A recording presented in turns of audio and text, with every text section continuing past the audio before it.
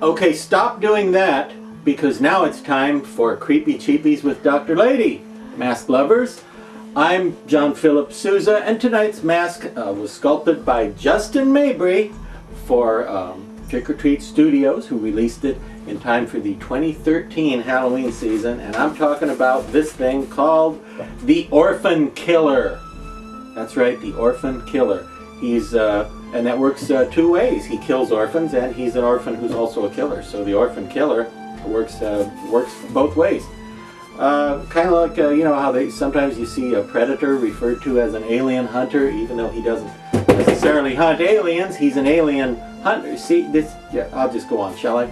Now again, came out in 2013. Sells for around $60, I believe, and it's actually pretty scary. It's a really creepy one. I think you could use this to scare the bejabbers out of people, which really you should get on that, because I find that people have entirely too many bejabbers in them these days. So anyway, this mask might look a little small on your monitor there, because it is a little small, but it's supposed to be tight fitting, and as you can see, it has actual laces going through it here, and it's cut to make it look like it's made of separate pieces held together with these laces. Okay, so you can actually separate it a little bit to get it onto your head. See what I'm doing there? You get that? You see that? Sure.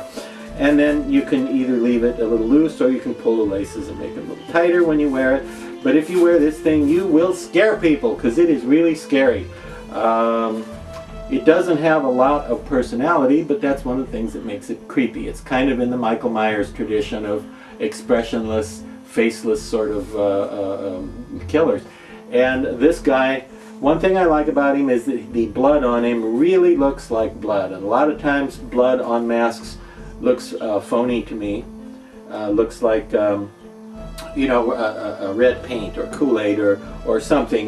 Blood very often looks like it's either maybe got a drop too much blue in the color, so it leans toward purple, or has a drop too much yellow in the color, so it leans toward orange.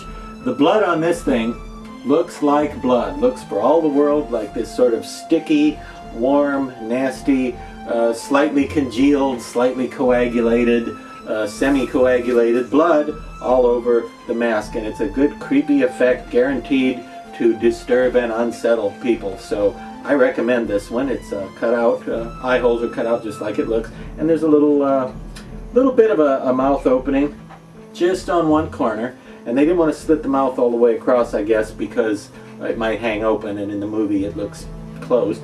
And there's some tiny little nostril holes, and I don't know if they even go all the way through. Let's just examine that and see if they're just painted in, or no, by golly, the tiny little nostril holes actually go all the way through the rubber, affording you a bit more ventilation while you're out killing orphans.